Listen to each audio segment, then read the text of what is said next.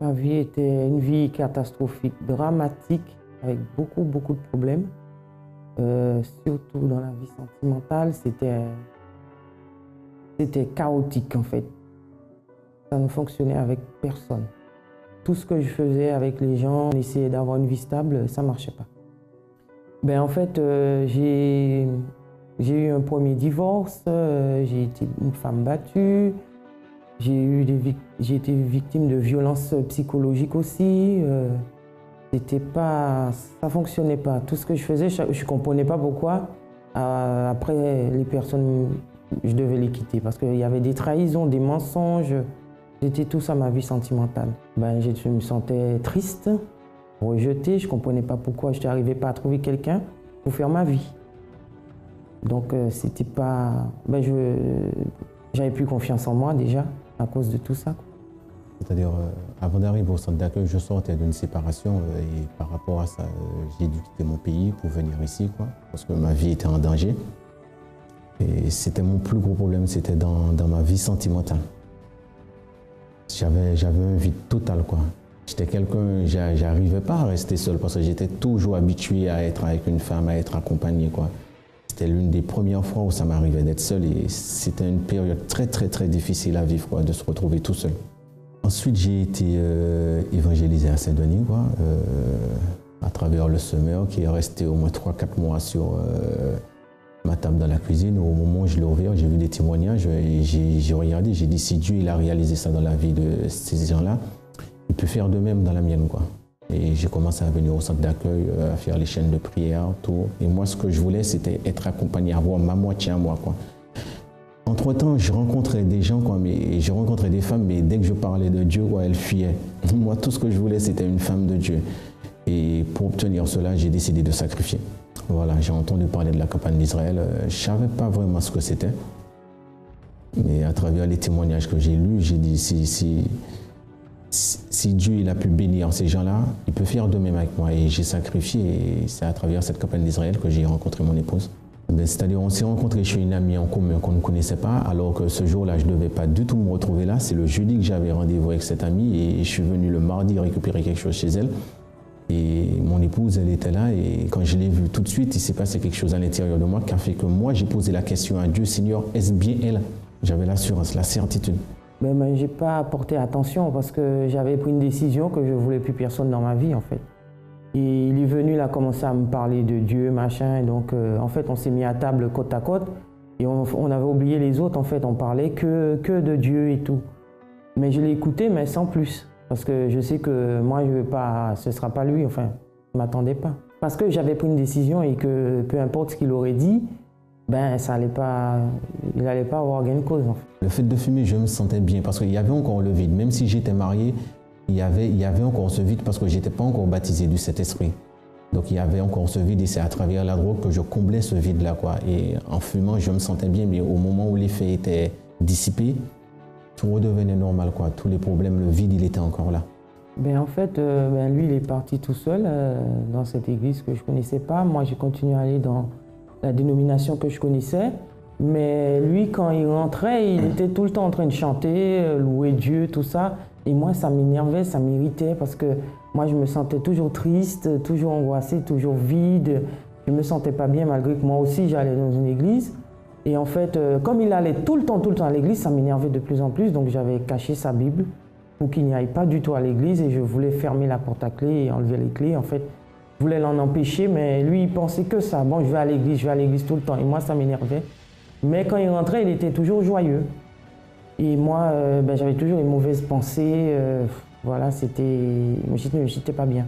J'avais toujours les pensées de suicide, des pensées négatives. C'est pas parce que j'étais avec lui, parce qu'à un moment, on s'est mariés pour rester ensemble. Mais c'était pas parti, ce vide, cette tristesse. J'étais pas comblée malgré que j'étais mariée. Je pensais que, bon, cette fois-ci, bon, j'ai quelqu'un. Mais ça n'avait pas changé grand-chose à l'intérieur de moi, en fait. Un jour, je sais pas, j'ai dit, bon, il y va. Je n'osais pas lui dire que je voulais venir parce que je pensais qu'il allait me dire non. Et un jour, il s'est habillé, puis moi aussi, je me suis habillée, j'ai dit, je viens avec toi. Et il ne m'a rien dit, du coup, j'ai dit, bon, je peux le suivre. Et je l'ai suivi, c'est bizarre. Et j'ai entendu des témoignages, j'ai dit, mais il y a un Dieu qui fait tout ça. Moi, je ne le connais pas, ce Dieu, je ferai tout ce qu'il faut pour le connaître. Ben, en fait, j'ai commencé à participer aux chaînes de prière de délivrance parce que le pasteur m'a conseillé. Il y avait des ouvrières aussi qui m'ont conseillé, qui m'ont aidé aussi. Après, j'ai fait beaucoup de propos et j'ai fait surtout beaucoup de campagnes d'Israël pour ma vie spirituelle. Et c'est là que j'ai commencé à être délivré de la tristesse, de l'angoisse, de la peur, parce que j'ai toujours peur de tout, hein. Et surtout une grande timidité, donc la timidité, j'ai été délivré de tout ça. Et ensuite, j'ai continué à écouter les conseils, à suivre le pasteur. Ensuite, j'ai participé toujours à la campagne d'Israël, mais surtout toujours pour ma vie spirituelle. Oui, parce que malgré tout, on a commencé à venir tous les deux, mais ça n'allait pas entre nous. Il y avait les disputes, les bagarres, on se disputait tout le temps, on ne voulait plus rester ensemble. Ah ben aujourd'hui, je suis une femme comblée, heureuse. Ben, j'ai la paix, la joie et surtout, je partage tout avec ma moitié parce que j'ai enfin trouvé ma moitié. Et tout a changé, c'est quelqu'un de gentil, doux. C'est un homme de Dieu et souvent dans les conseils, dans ses attitudes, même moi je prends exemple sur lui parce qu'il est devenu un exemple aussi pour moi. Donc je sais une chose, que Dieu a transformé notre vie, on est tout le temps ensemble. En fait, on ne se lasse pas d'être ensemble. Donc quand on passe une journée ou deux jours, parce que par rapport à notre travail, des fois on ne se croise pas, c'est comme si c'était un mois ou une semaine en fait. Hein. Mais, moi je suis heureuse, j'ai trouvé la vie parce que la vraie vie elle est avec Dieu. C'est mon meilleur ami, c'est mon confident. Dès que j'ai quelque chose, je vois mon Dieu, mais lui il est là tout de suite après. Aujourd'hui, on va dire que je suis un homme comblé et j'ai ma moitié à côté de moi. C'était la femme de Dieu que j'ai demandé, mais au départ, ce n'était pas tout à fait ça. Il a fallu que Dieu nous transforme tous les deux. Au moment où il nous a transformés, vraiment, j'ai eu ce pourquoi j'avais sacrifié, quoi. Vraiment. J'ai tout appris au centre d'accueil. J'ai tout appris au centre d'accueil. Moi, au centre d'accueil, je suis arrivé, ça va faire 10 ans, 10 ou 11 ans. Pour moi, c'est comme si j'ai 10 ou 11 ans, quoi. C'est une nouvelle vie, quoi. J'ai tout repris à zéro. C'est une nouvelle vie, le centre d'accueil pour moi. J'ai tout abandonné, quoi. J'ai tout abandonné à travers les chaînes de prière. J'ai pu être libéré de toutes les choses, quoi. Et le manque que j'avais à l'intérieur de moi, que je comblais à travers la drogue, le fait d'avoir été scellé par le Saint-Esprit, il n'y a plus ce manque-là. Bienvenue dans cette nouvelle émission. J'aimerais dès à présent vous laisser une invitation à changer de vie, une invitation à changer votre manière de penser en relation au problème. Parfois, nous avons une pensée qui est déjà formatée.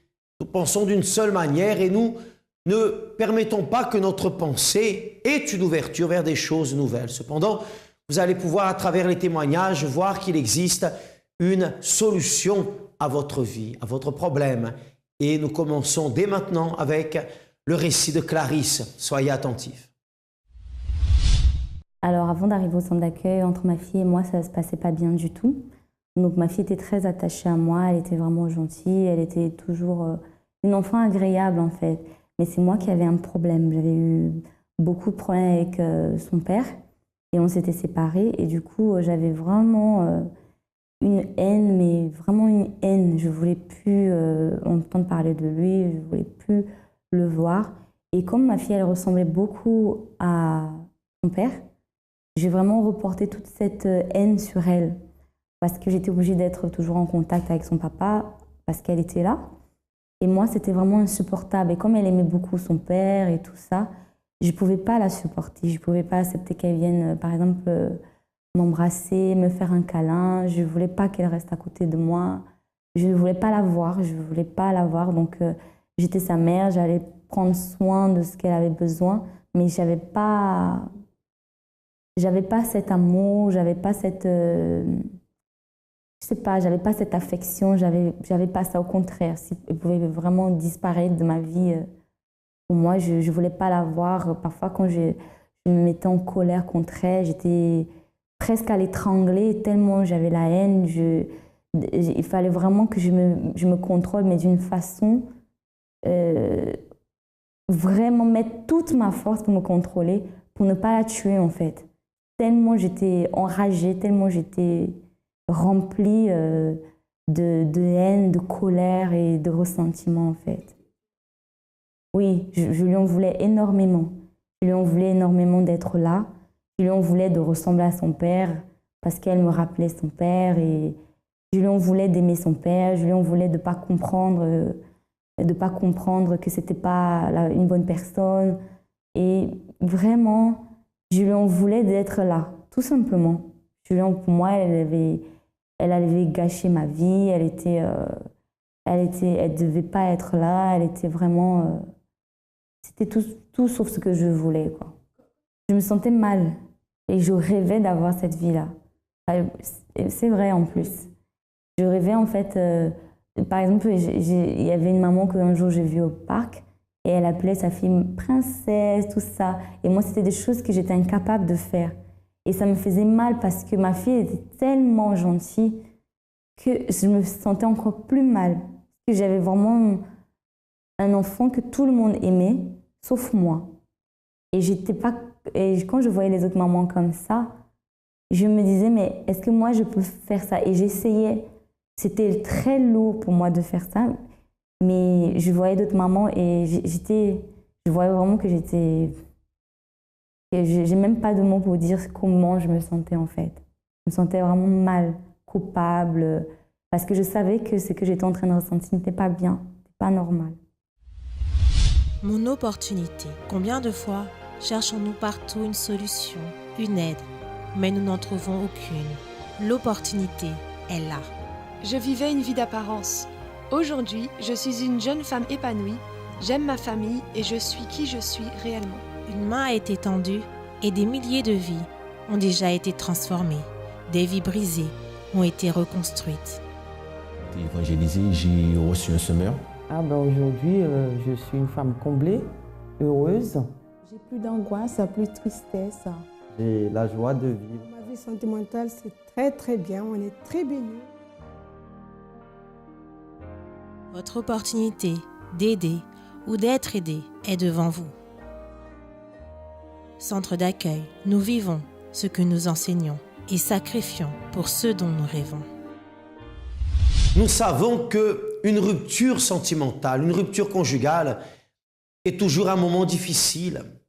Le problème, c'est que ce n'est pas seulement le moment qui est difficile, mais c'est également la suite. Nous le voyons dans la vie de Clarisse. À la suite de cette séparation, elle a reporté sa colère, sa haine, son mal-être sur sa fille qui n'avait rien à voir avec le problème, qui était innocente.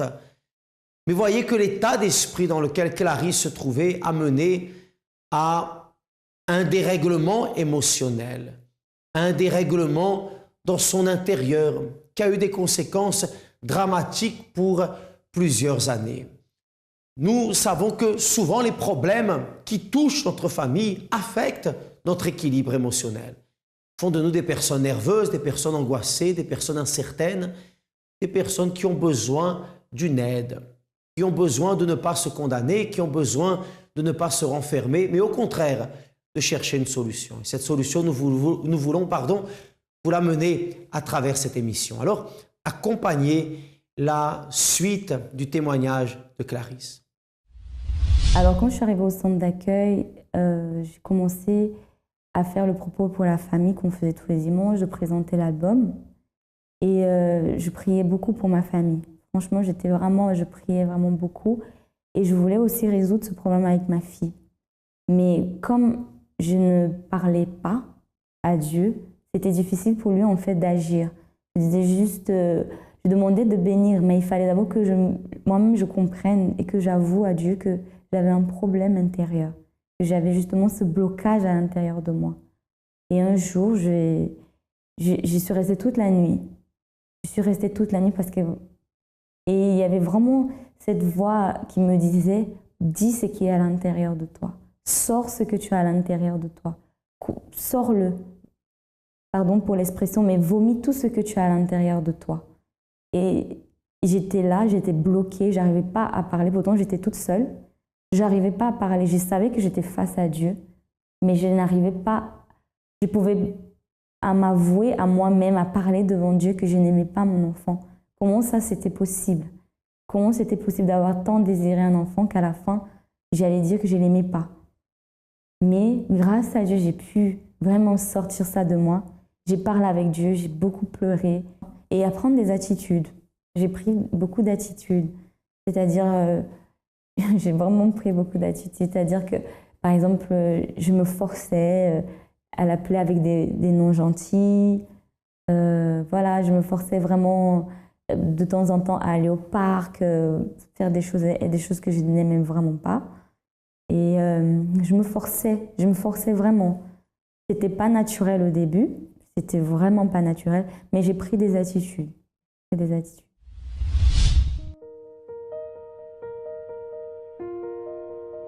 Le véritable amour est intelligent. L'amour n'est pas une émotion. C'est un total sacrifice. L'amour prend son temps. L'amour est déterminé. L'amour n'a pas de fin.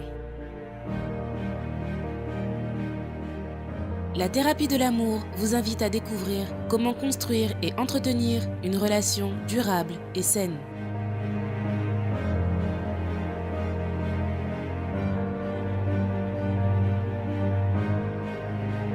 Centre d'accueil. Nous vivons ce que nous enseignons. Nous sacrifions pour ce dont nous rêvons. Chaque jour, des personnes sont en train de trouver la solution à travers les réunions objectives, claires, simples et intelligentes réalisées au centre d'accueil. Des personnes qui sont en train d'apprendre à gérer les situations difficiles, à prendre les bonnes attitudes, sont en train d'apprendre ce qu'il faut faire et aussi ce qu'il ne faut pas faire. Et Clarisse l'a appris. Et parce qu'elle a appris et qu'elle a mis en pratique cette recette de transformation de vie, elle a pu conquérir une vie transformée. Nous allons voir maintenant qui est Clarisse aujourd'hui et quelle est la proposition qui s'offre à vous d'une vie transformée. Je vous rappelle que vous pouvez vous rendre sur notre site internet. Au-delà de cette émission, au centre d'accueil.fr, vous pouvez voir d'autres témoignages, accompagner d'autres vidéos de transformation et en connaître plus au sujet des jours et des horaires des réunions qui sont d'ailleurs réalisées quotidiennement avec des thèmes différents qui vont de la famille à la santé en passant par la vie professionnelle, à l'équilibre spirituel et émotionnel. Bien, sachez qui est Clarisse aujourd'hui. Alors aujourd'hui avec ma fille, c'est vraiment différent. C'est-à-dire, c'est moi qui ai changé parce que ma fille, elle est restée la même personne, toujours gentille, toujours agréable à vivre et tout. Mais ça a vraiment changé, c'est-à-dire qu'on a plus de moments ensemble et voilà, on a vraiment cette complicité. Elle est ma meilleure amie, elle est petite, mais elle est ma meilleure amie et moi je suis sa meilleure amie. On se soutient dans la foi. Elle m'a beaucoup aidée dans les moments difficiles que j'ai passés. Quand elle a besoin de moi, je suis là. Et voilà, c'est vraiment... Elle-même, je peux dire qu'elle m'a aidée même à rester à l'église, pour plein de choses. Elle est toujours là pour me motiver. Elle m'a aidée. Elle est l'une des personnes qui m'a motivée, par exemple, à être au groupe jeune. C'était vraiment quasiment grâce à elle. À rentrer dans le Godlywood, c'était grâce à elle, parce qu'à force de l'accompagner. Hein. Donc, on a plus qu'une relation mère-fille. Elle dit qu'elle ne me voit pas comme sa maman, elle me voit comme sa grande sœur, elle me voit comme... voilà, on parle de tout. Parfois, il faut que maintenant, j'ai besoin juste de me maîtriser pour ne pas oublier qu'elle n'a que 9 ans, qu'elle est petite, tellement on partage des choses et on a nos hauts, on a nos bas aussi, mais ça n'a plus rien à voir avec ce que c'était. On s'entend vraiment très bien. Avec son papa, ça va aussi bien. On n'est plus ensemble, mais il y a vraiment une harmonie, il y a la paix. On est devenu tranquille. Si elle a besoin de lui parler, moi, je lui donne le téléphone. Il n'y a pas d'explication. Je la comprends. Et je trouve Je trouve qu'elle est belle, qu'elle est magnifique, que je suis fière d'être sa mère, je sais pas, c'est c'est un ange, c'est une merveille de Dieu. Je suis vraiment fière d'elle. Bon, elle est comme tous les enfants, il y a des moments où il faut crier, mais c'est ma fille, c'est la mienne et je l'aime vraiment. J'aimerais être mieux parce qu'il y a toujours, on ne peut pas être parfait, il y a toujours quelque chose de plus à faire en fait. Il y a toujours un apprentissage, mais je sais aussi que je suis moi, que j'ai mon histoire et que je pourrais être comme personne. Et que je suis la maman qu'il lui faut, tout simplement. Si Dieu a permis que ce soit moi sa mère, c'est qu'elle a besoin d'une maman comme moi. Et si c'est elle qui doit être ma fille, c'est que j'avais besoin d'une enfant comme ça. Est-ce que ça veut dire que je ne dois pas m'améliorer ou elle non? Non, ce n'est pas ça. Mais nous sommes qui nous sommes, avec nos expériences, et puis on va aller de l'avant et on va aider d'autres personnes qui traversent peut-être les mêmes choses. Le centre d'accueil.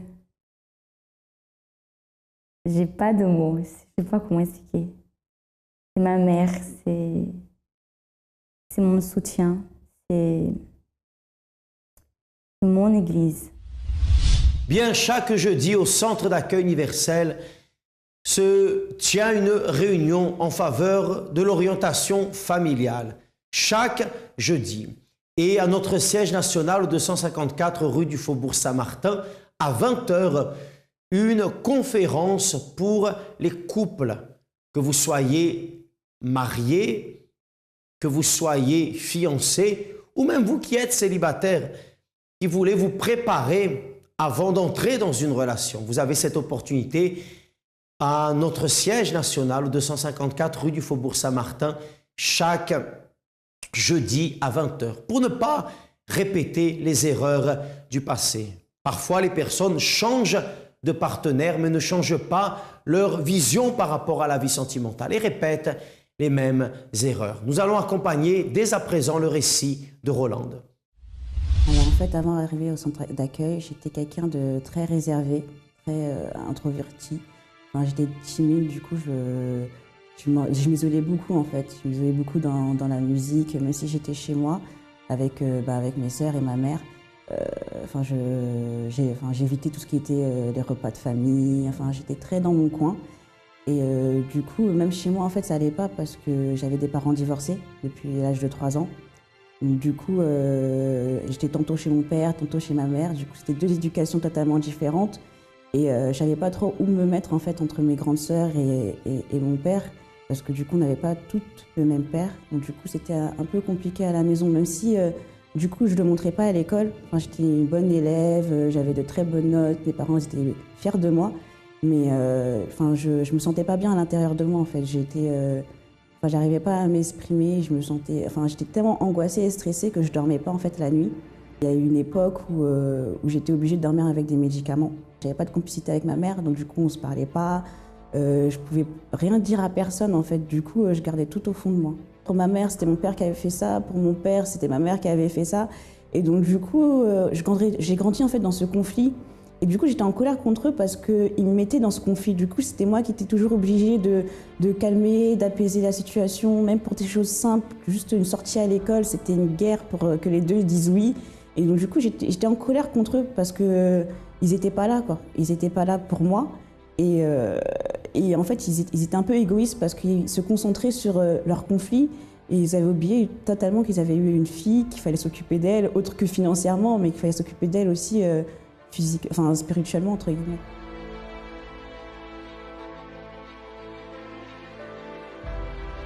Alors en fait, j'ai connu le centre d'accueil à l'aide d'un ami que j'avais connu au lycée et qui m'a amené un dimanche, la première fois.